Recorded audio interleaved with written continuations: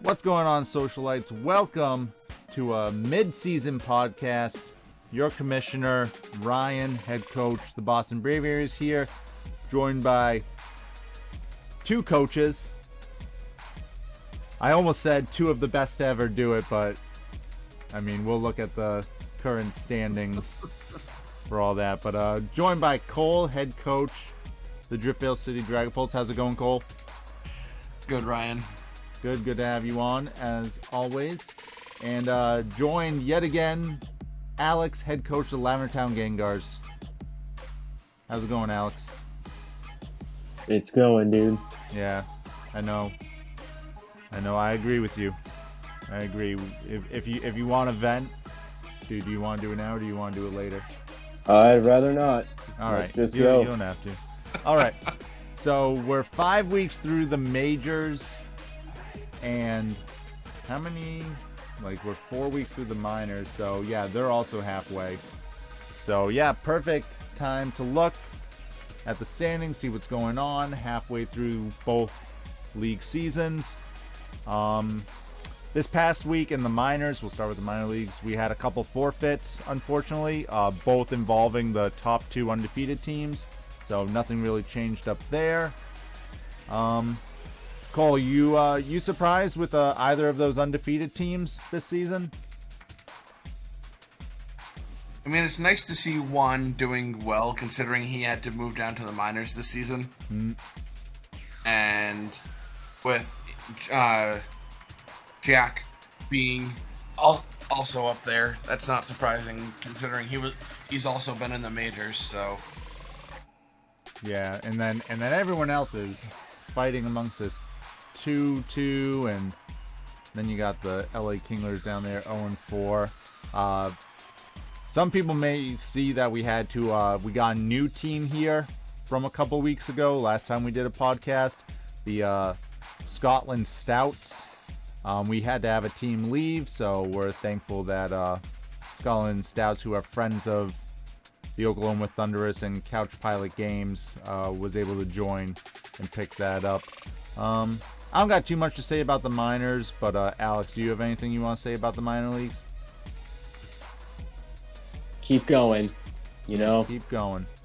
Everybody makes the playoffs, so don't, live your best life. If you're that 1-3 and 0-4, you're still in it. You're always sure in are. it. Let's take a look at the top 10 Pokemon though while we're on here.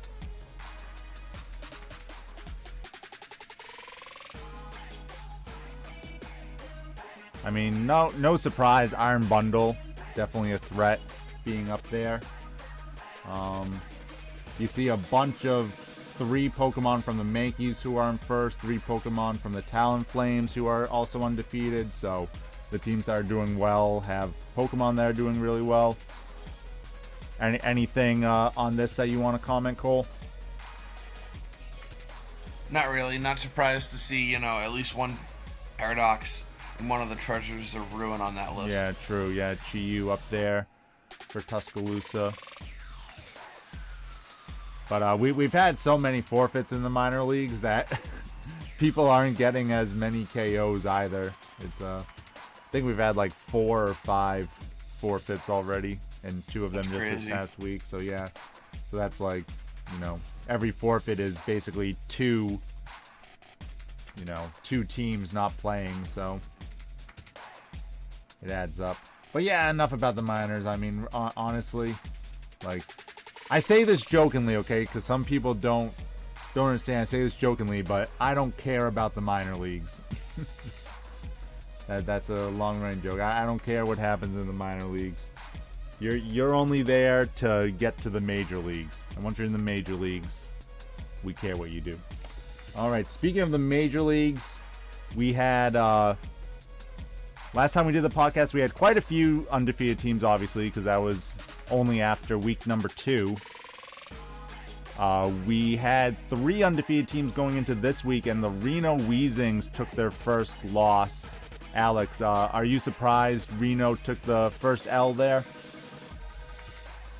A little bit, yeah. I mean, like, don't get me wrong, the Simi series are sweaty, and, like, I mean that with all due respect.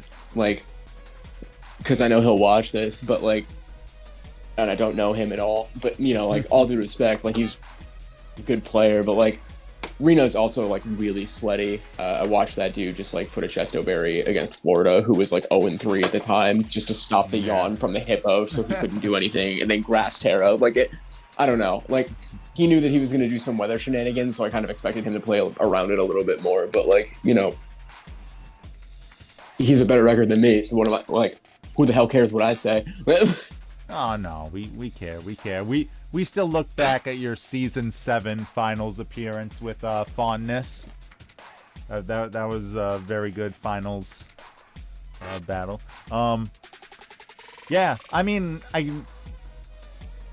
the Titan did a lot of work in that game, the Sears versus Reno, which I guess with Thick Fat, at least you're neutral to the fire, but I don't know. I didn't watch the battles yet. I've been a little busy, so I'll have to check out the Sears posting their battles, see exactly what went down there. But Cole, do you have any information on that? Did you browse through the battle at all?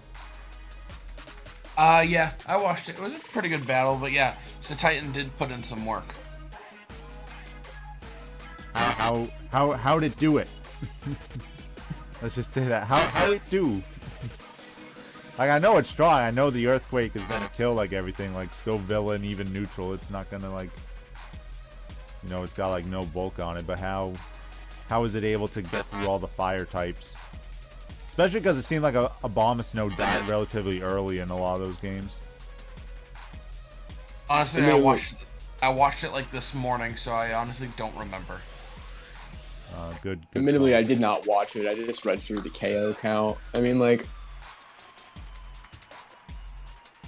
yeah, I thought Palafin would do some work, but obviously in the sun it does cut its water stab in half. it's not doing as well as I thought it was going to. Honestly, who's afraid of the Palafin? Not me. I mean, like, that's not to say like that it's bad. I just like I expected it to do better. I also expected like a lot of Pokemon to do like better, but like, you know, like from what I see from the top 10 list, that looks pretty like that makes sense to me. Like other than like Venomoth being there, like what the hell is that? Black City? Like what are you doing with that? Yeah, that Venomoth's definitely been doing some work. I think it has 2 6-0 sweeps now. Yeah, when we take a look at that, people can kind of see it on the side there already. Yeah, another good game that we had, I don't know if either of you watched it, was my game. I did post that. I still got some Week 4 games for those watching to edit. And then I got all the Week 5 games to edit, so I'm slowly getting there. I'm back to working nights again, so hard for me to get more than like one video if I even find the time. But Cole, did you happen to watch the Phoenix Primals game? I didn't yet, just because I'm waiting for his perspective, because I think that'd be interesting too. Yeah, my idea was, because he had like so many intimidators, was to use Guard Dog, Mabostiff, and go from there. But he had Terra Fairy on some things, which definitely slowed it down. But yeah, but we got the dub there anyway. And then Denver also still undefeated, beating Alex with unfortunately Denver misplayed, and then Alex misplayed, so then Denver ended up winning. But unfortunately, Alex's misplay was probably more egregious. Yahoo. Yeah, so. Alright, so right now, everyone with a positive win-loss record would make the playoffs halfway through the season, so kind of what we would expect.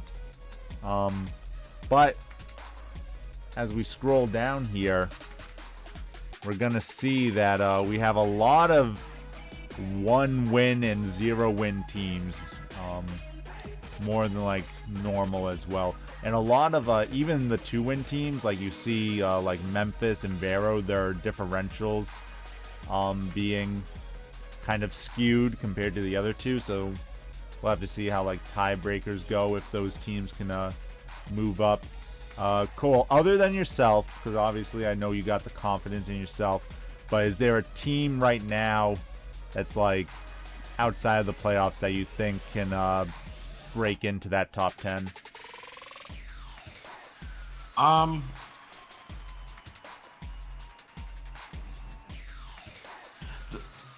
The numbers, the bigger numbers are very confusing because they're all over the place. But I don't know, maybe either like Pittsburgh or Oklahoma. Oh, really? Pittsburgh's differential's so rough though. Like they would have to win like everything. Unless they like start crushing and even lose one game, 5-5. Like they gotta like really start crushing and make up for that differential. I mean, Oklahoma with their differential can probably get in at 5-5. Like they can probably still drop one more game, but they also and they've won a couple games too, so that helps their tiebreakers. And Pittsburgh and yourself have also won a couple extra games, so that helps your tiebreakers too. But you're in a pretty solid position with your differential and your games won. So if you can take the matches, you should have a good tiebreakers. Yeah, I was just happy to get a win, honestly. Yeah. I was sick of losing against a former champ too. You knocked off a former champion who's currently still winless. Yeah. And at a minus 39 differential. Yeah, it has not been a good run of seasons for Tokyo ever since their championship. But they've stayed in the majors. They are never the worst. She's avoided getting knocked down to the minors. Yeah. Let's see if she can do it this season too. Yeah, because right now she's definitely in the bottom, so she's or towards the bottom, so she's definitely in danger this time. Alex, what about you? Is there a team other than Cole said Pittsburgh or Oklahoma? Do you think another team might be able to move up and surpass somebody? Or what team in the top 10 do you think is most likely to drop out? How about that? Like what teams in the top 10 do you think will drop out of the playoffs by the end of the season?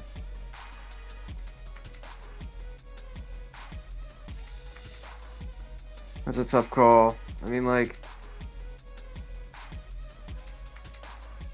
mean, other than Charm City, like obviously Charm City's number 10. He's the only one with a negative differential. So he's like the obvious, like, yeah, I mean, he's got the worst differential and he's already at number 10. So, like, let's put Charm City on the side. Because there's another team that you could see starting to slip. They're all good. This seems like a pretty tight top 10. Yeah, no, they're all pretty solid.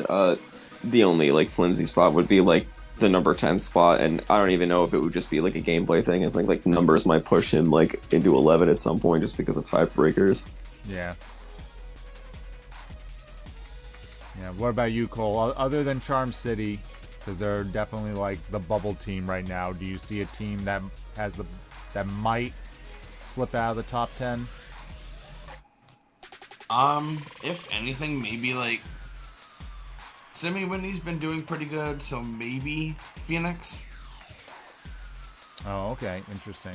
I don't really see Chicago dropping down with his 8-game wins, his 15 differential.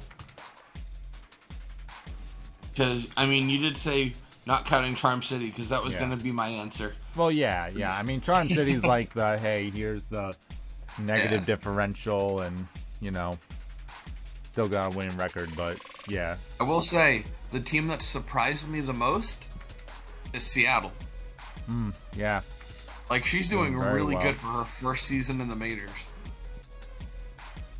Helps dude, Thunderwave's a hell of a move, okay? Yeah. I mean, no offense, she's awesome, but Thunderwave's a hell of a fucking move, dude. Plus, if we go off of Smogon, they just banned Espathra as well, so she is running 2 banned Pokemon in Showdown. But as we've seen with the Simi-Winnie Seers, who run Palafin, sometimes the banned Pokemon aren't the ones doing all the damage. Nope. Alright, speaking of all the damage, let's take a look at our top 20, or top 10 Pokemon, excuse me. We got 2 Pokemon who cracked the 20 KOs through half of the season. Dragapult leading the way with 22, and Iron Treads up there with 20. Arcanine just missing out with 19. Skullvillain, or Jampao also with 19, a little bit farther, just due to the number of feints that it has. Any of these surprise you, Alex? Well, other than Venomoth. You already kind of said Venomoth, but... No, I'm not really surprised by it. I'm surprised that Espathra isn't higher. I think she just Arcanine's hasn't like a needed sleeper to Pokemon, use by the way. Espathra. Like, half the time it hasn't even, like, come out in her games. Well, I mean, like, that, I'm sure that'll be corrected sooner than later. But, Arcanine's a surprising one, just because, like, I wouldn't expect it to be, like, as good. It was great, like, my last season draft, but, like, it's still good in this gen, so I think that's surprisingly good. Yeah. I think, like, you look at those top 3 at least, and just the variety and coverage that all 3 of those can get through different moves, like Dragapult being able to go physical, special, and then having the different moves on that. Iron Treads has such a varied move pool. Arcanine has a varied physical move pool. Not so much a special move pool, but when he does run it offensively, he does run it physical. Then you got like Scoville and Champao, which are a lot more limited in what they have. They basically only have Stab and like one other, you know, subpar move. Like Champao would have Sacred Sword, and Scoville really doesn't get any special moves that aren't fire or grass that you can write home about. But yeah, definitely some interesting stuff. Let's take a look at some teams that made some trades. I'm going to skip way over, and we're going to take a look at Vero. So Vero started off 2-0, and they've lost 3 in a row here. And they've made a lot of changes to their team, and they have not helped them, because this is when they all started losing, once they started making changes to their team. What do you think, one, about their changes, Cole, and then, like, do you think it's made them a better team, or is the losing streak a reflection of what the team's become? I don't know. I mean, I can't really say much, because obviously he beat me before he started doing all his free agent swaps. So, like, the team was fairly different from what he has right now. But, I mean, yeah, it does seem like it probably wasn't a great idea once he started making some swaps, because, like you did say, he has been losing since he started doing that, so. Yeah, I liked when he picked up Talonflame. I know he lost that, like, first week, but then he traded away for Lucario.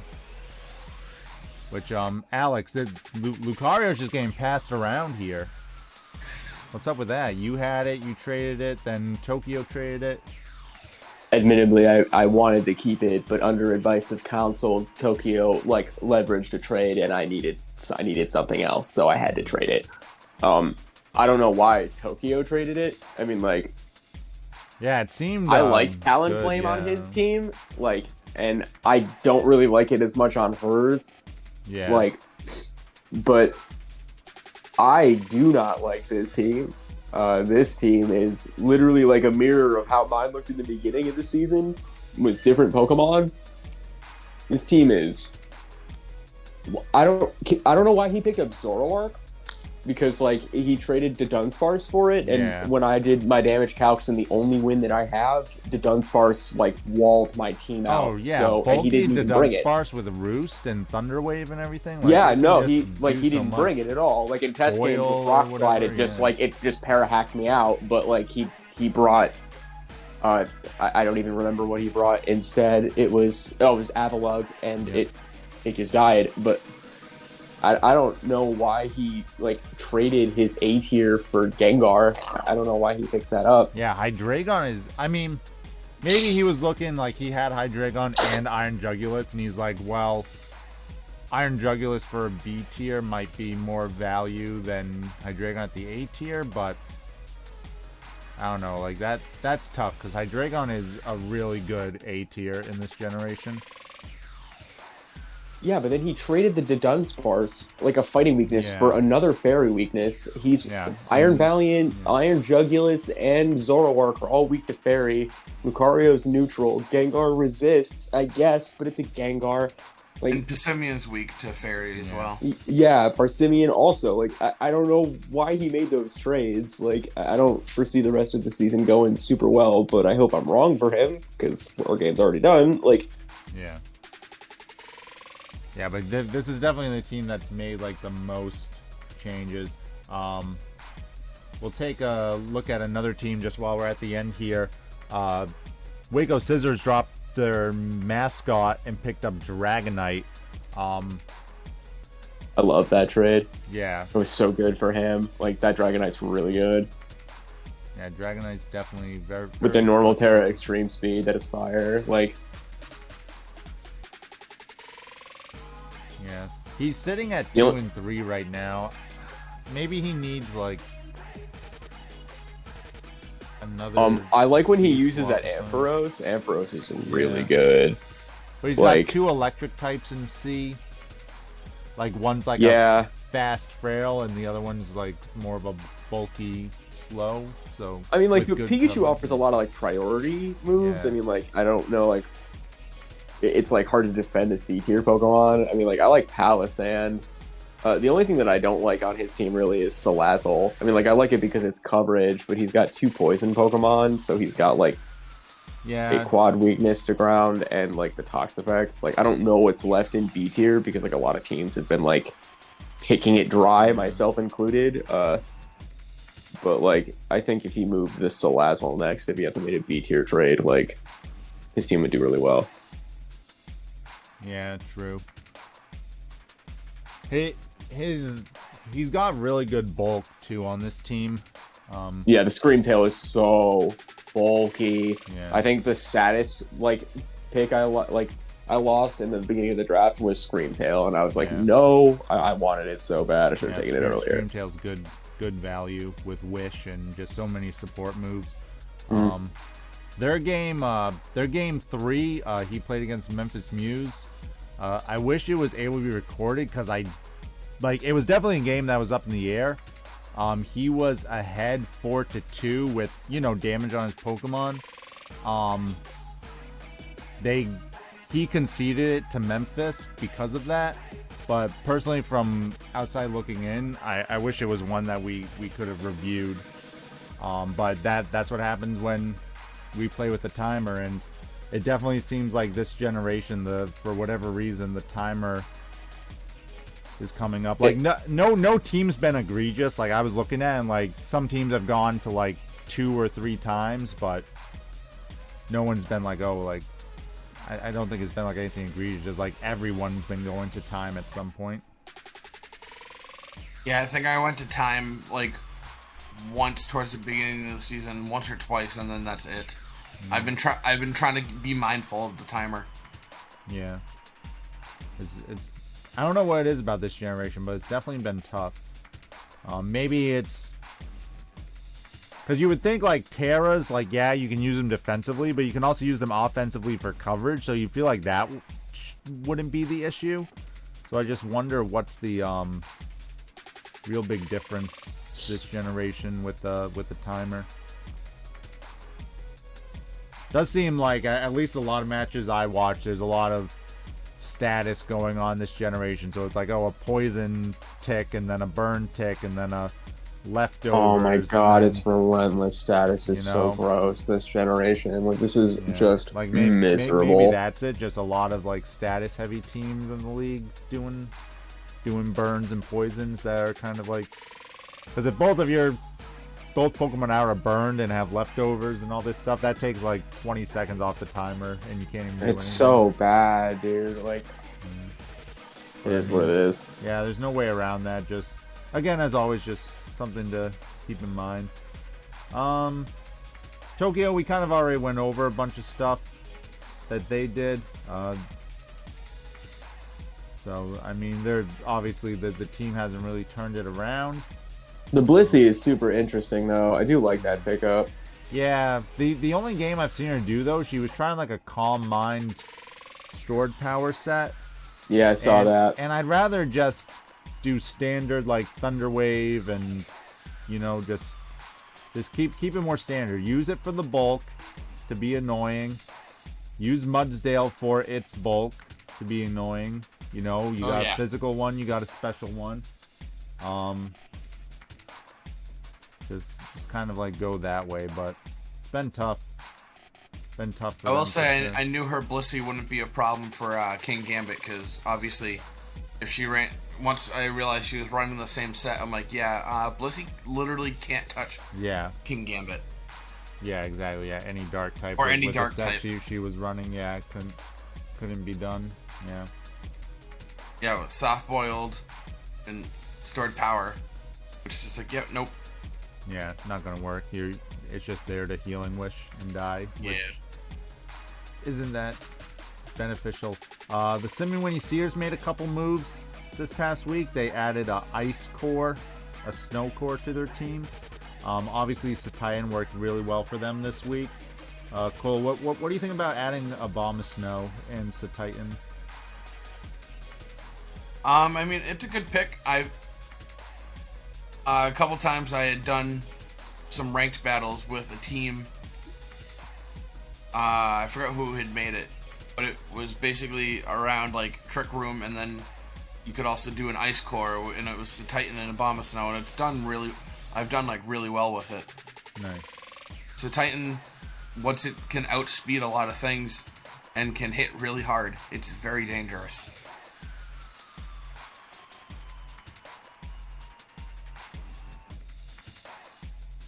I'm just still surprised it lost to the Sun team, or it beat the Sun team, I mean. But it is what it is, yeah, just, All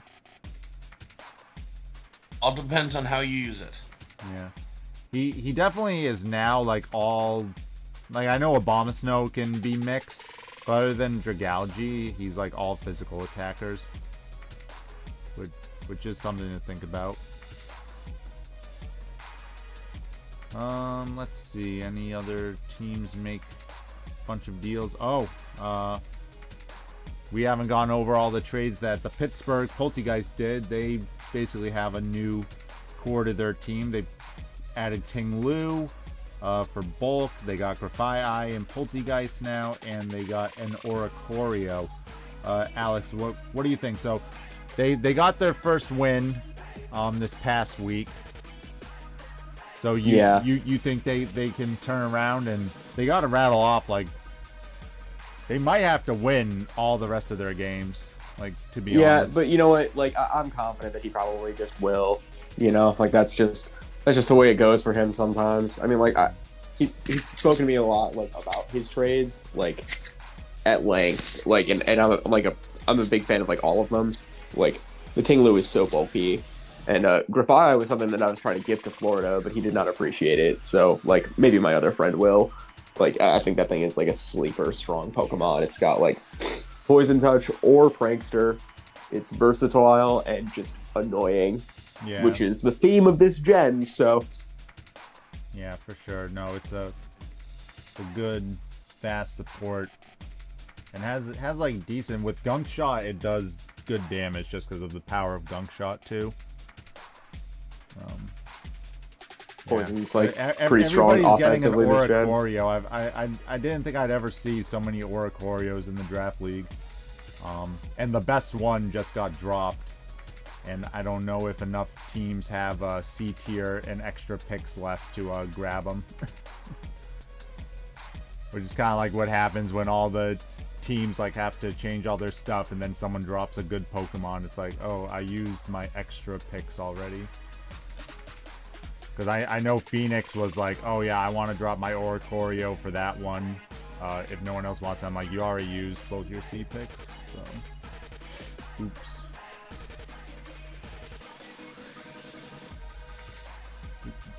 Anybody else make some moves? Paris made a move. They added Garganackle, which gives them the bulk that their team was desperately missing.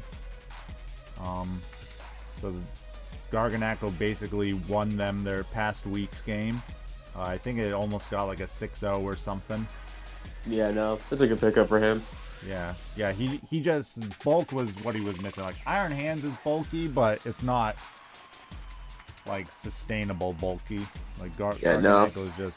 I like the Garganackle pickup. Like, that'll be, like, super good for him, I feel like, for the rest of the season. Yeah, I think PSG could definitely be a team that can rattle off, like, 4 wins or something and sneak back into the playoff picture. Like, they're the 11th place team, so they're right there anyway, but I definitely think they can do some stuff. Let's see. Oklahoma made a couple moves. They added Toxtricity and they added Appleton.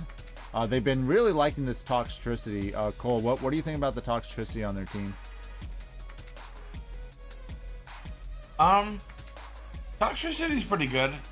I mean, with like Boom Burst and Overdrive, if you want to just Terra normal it with like a Choice Scarf or something, it can hit pretty hard. Yeah. I like Toxtricity. I like it much more than I like Frostmoth. Yeah. Yeah, that Frostmoth wasn't doing much for him. No, unfortunately. He tried to get it going, it just didn't work. Yeah. I was wondering if Terra would help it, but it's a Pokemon that needs to be Terra'd, which kind of like handicaps you anyway. Like when a Pokemon needs to be Terra'd, it takes away a lot of your versatility. But do you guys think Trevor has what it takes to turn the season around? I know, Cole, you said he might, but again, he's 1-4 and not to like put anything, but he is going up against the #1 team in the standings next week. So if he loses that, then it's gonna be really tough. Memphis hasn't done much. Alex, do you want to talk about the couple deals you did, getting Rotom Fan and Tauros? What you like about those? We are just forever trying to rebuild the horrible way we began this season. I genuinely like my team now, which just makes losing with it like that much like more frustrating. I picked up Tauros for more bulk because Slowbro is very bulky and like Donphan's naturally bulky too, but like Donphan's not as sustainable as I would want like another physical bulk to be, and like I've run Slowbro with it without Slack Off, and like today I ran it with it, and it like kind of worked out more in my favor. But I picked up Tauros because I wanted another physical attack in addition to the bulk. It was the best option that I had there. And Rotom Fan is something that I've used in past seasons, and it's a better pivot in an electric type than Luxray was. Yeah, it's solid. It's that rock weakness that always like takes big stuff from it. Yeah, I mean, like I'm like one of the few like teams with like spin support. You know, like I feel like some teams miss it, and like some teams got it in spades. So like I feel like I can support it better, but like who knows? I mean, like the rest of my season is pretty much moot at this point. So you can do it. I don't think the math says that. No. We'll take a quick look at it. Florida, who unfortunately is in the basement right now, but they got Hippowdon, and they got rid of Annihilate and added Corviknight. So, Alex, do you like this bulk? The bulk that they've added? I do like the bulk that they've added. I kind of wish they picked up more offense. Like, that's the only thing. Like, the Corviknight is really good, you know, but, like, Annihilate was pretty much the, like, 2 of the 3/4 of the offense on the team. Like, you know, Toxic Rope's not bad, but I really don't know what the Bramblegast is supposed to do. If you wanted to do Tailwind and then like pick up Corviknight, they both are kind of like similar in that regard. But like, I think he still has another free B tier trade. Like something good will drop in there. Like maybe we can pick something up for him so we can pick up a win. But like, yeah, he still has his free trade, so he could do anything. one more of whatever. Cole, what do you think? So he dropped Annihilate, and for those who follow Gen 9 singles, like Annihilate was really good. It eventually got banned, but as we've said, we've kind of talked about like Palafin or whatever. Some of the banned Pokemon, just for whatever reason, don't really break off. But the Annihilate never really did much. What do you think in the draft format? What do you think held Annihilate back?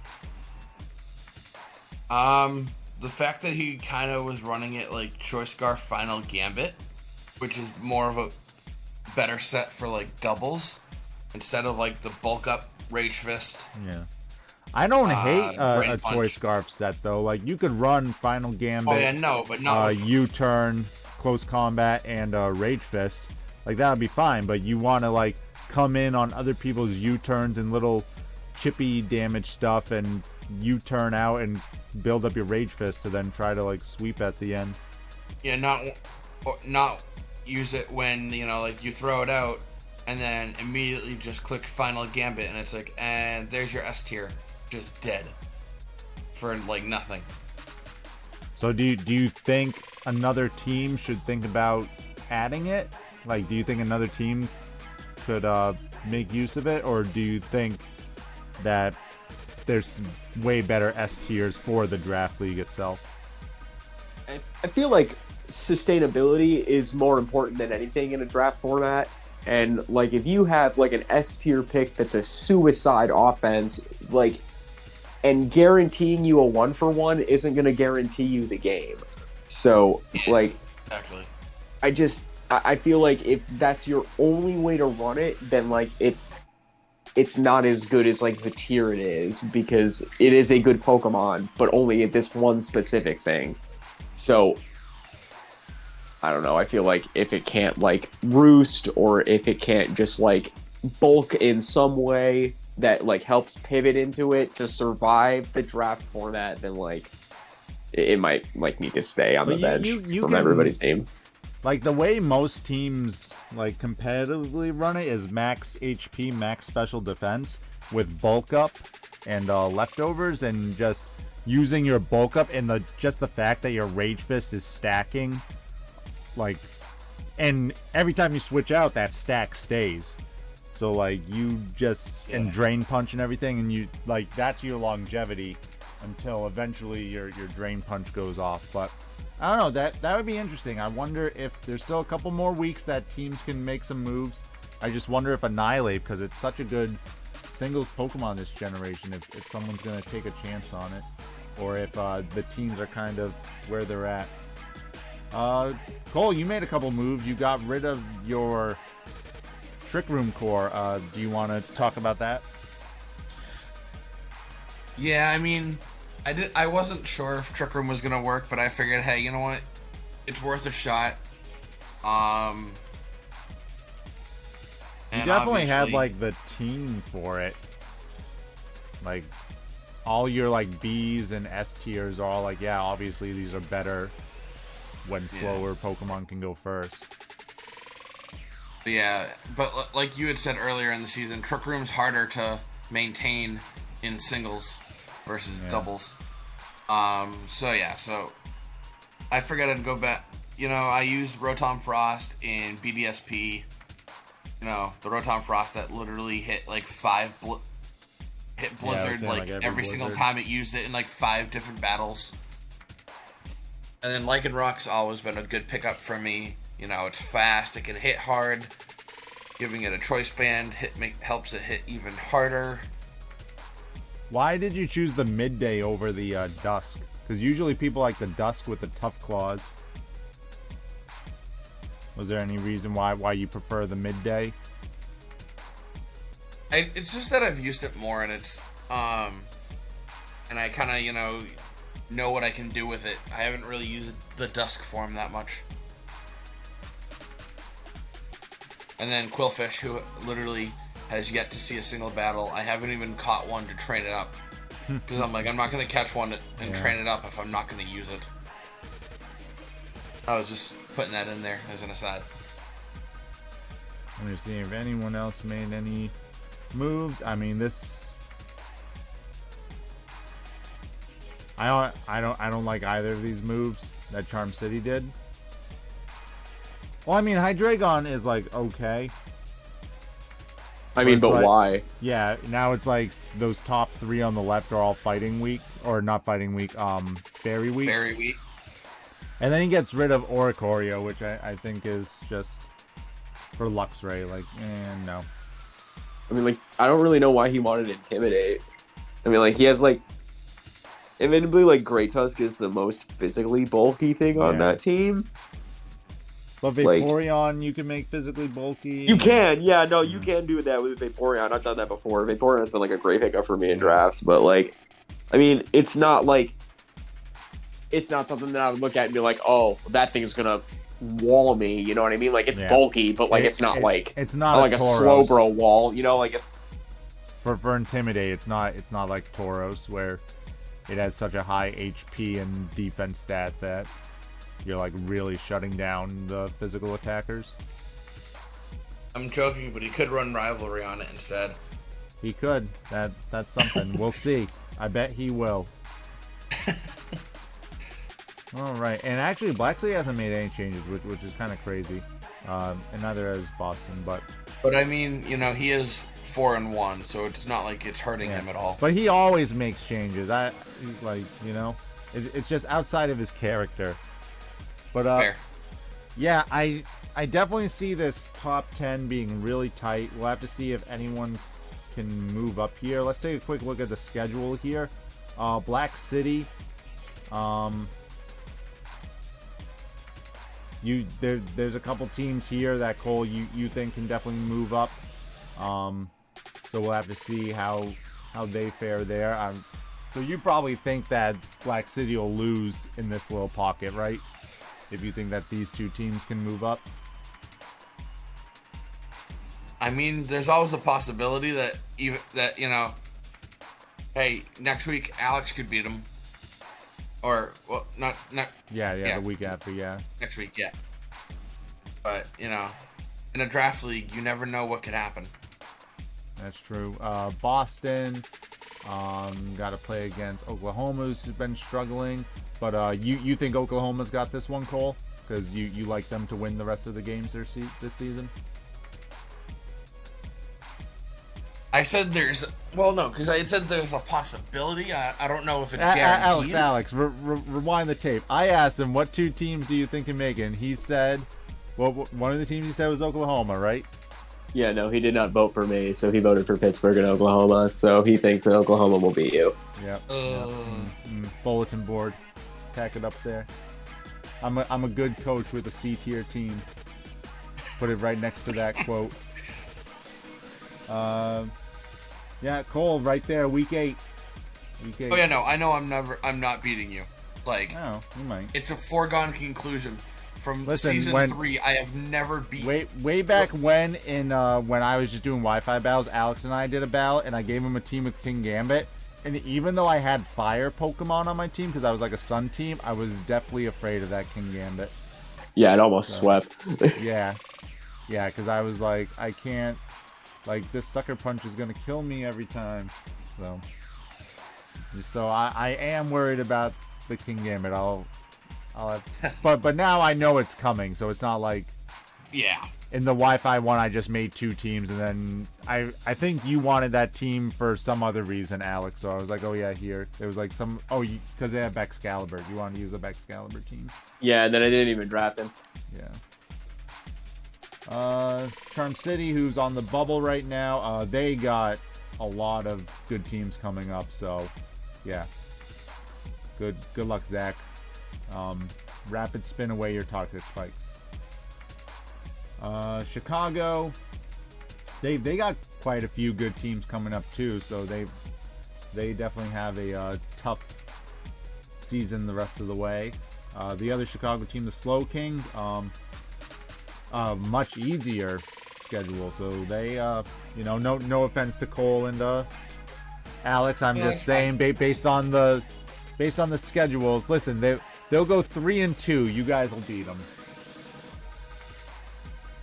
but I think they're more likely to win more games than they'll lose their last 5 games. How about I put it that way? Yeah, I'll agree with that. Denver, Cole thinks they'll lose the last 2 games of their season. So there's that. Cole, what do you think of the rest of your schedule? It's tough. I mean, save for like maybe Florida, but yeah, no, I have some tough teams. You'll have to, especially because I got the top 2 teams in the league coming up. Speaking of Florida, one of our winless teams, kind of a middle of the pack. Yeah. Remaining. I mean, we'll have to see. They ended up having to forfeit this past week, which definitely doesn't help them in the standings. But who knows? Maybe Corviknight changes everything. I like Corviknight. I used it in Season 1, way back when. It's a champion Pokemon. Alex, what do you think of the rest of your season? 5-0, right? Well, admittedly, I thought I was going to beat Denver today, and had I not misclicked, I probably would have. Oh yeah, no, for sure. Thus, destroying my own undefeated streak of never losing to Denver until today. So, I mean, I'd like to tell you that I'm confident for my next couple of games, because again, I do now finally like my draft team, but who knows? I mean, it's an entire meta of status effects and shenanigans that make me want to punt my Switch. So we'll see how it goes. Your game this upcoming week against Reno, his past 2 opponents have picked up Hippowdon, a sand setter, and Abomasnow, a snow setter, respectively. Are you going to pick up Pelipper, drop your S tier? I have Cloud9, and I don't care about the sun. Ooh. Actually, yeah, because you got a photosynthesis too on some stuff, so. Yeah, he can put the sun up all day. Yeah. And then I'm sure, like, he will listen to this in Trick Room, and I hope that you do not do that for everyone's benefit, but nothing but love and respect, I promise you that. Yeah, Roy Moon seems very solid, especially because it has good special bulk, and like it is better than me in the draft format. So, like, I'm just happy that it's positive now, so at least it's not looking as bad. Yeah, but you definitely have a Murderer's Row coming up, so we wish you the best.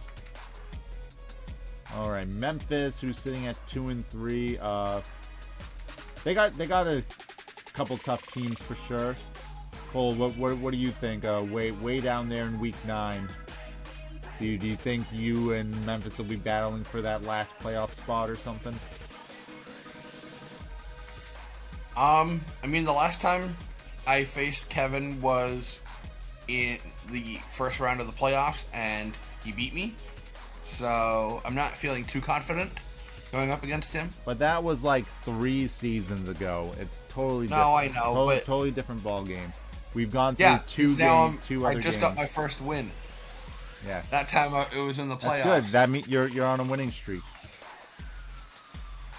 Winning streak of 1. Okay, Oklahoma. They got to go up against the top 3 teams and the bottom 2 teams. So, who knows what could happen here in their second half? But you know, there's probably at least 2 wins on there. I'll say that. PSG. They got a pretty tough schedule. What do you think about PSG, Alex? In the second half, right now they're 2-3. Do you think they can flip that around and get 3 or 4 wins out of this last 5? I think with Garnacle being the salt mine that it is, anything is possible. So yeah, I'll see you on the road, my guy. But I don't like anybody's odds against a team that's, you know, once again based on shenanigan tactics. Remember, if you're a water or steel type going up against Gargantical, you might want to get rid of one of those typings.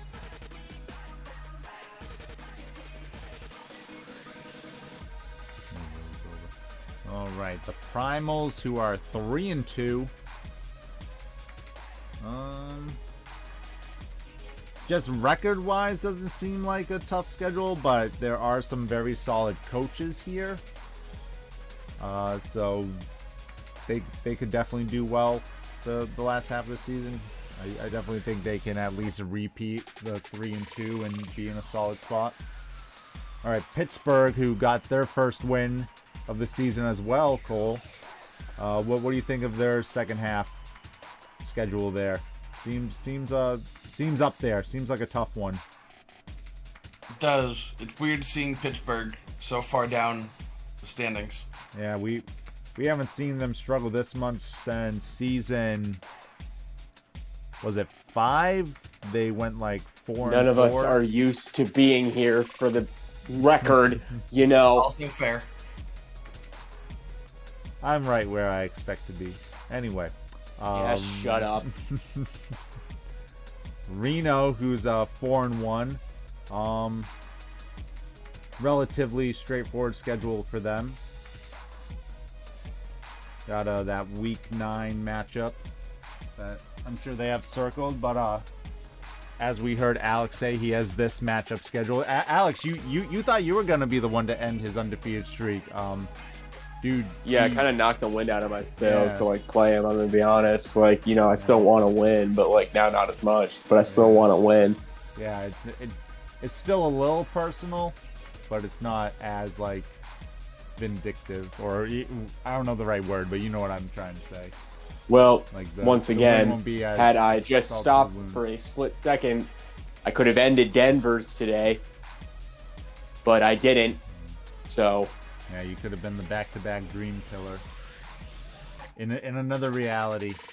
Well, no, I couldn't have done it back to back because the semi-series already did it before but I mean, even played another this game. reality, maybe Reno. So like it was already shattered, like right before my eyes. So like maybe him winning, you know, like ruined my whole momentum. Yeah, true. Psyched you out. You were like, well, I have nothing else to look forward to. Maybe that's it. Maybe you were looking forward too far, and you weren't looking at the game. I'm very much looking forward to the end of this season. Seattle, who's doing very well at 4-1. They gotta go up against an undefeated team. So what do you think of that matchup, Cole?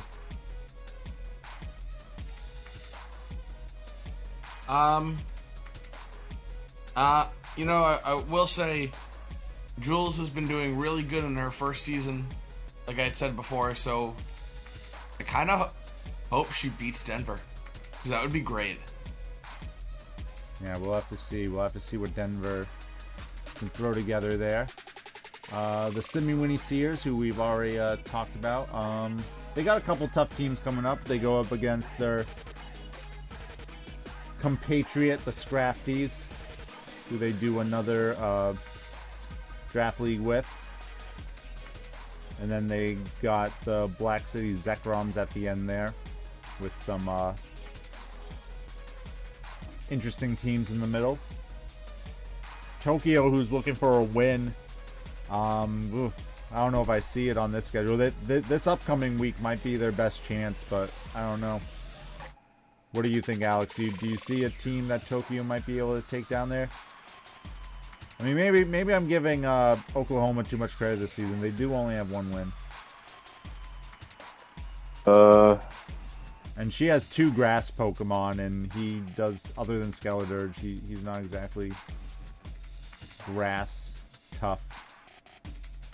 I mean, I don't know. I mean, I want it to happen, you know, solely for tiebreaker purposes. But I'm hopeful that she will. And then Vero, they got a lot of their divisional games still left. They got to play against 3 division opponents, all of which are doing pretty decent to very well. And then Cole definitely thinks they're going to lose to Pittsburgh. And lastly, we got Waco,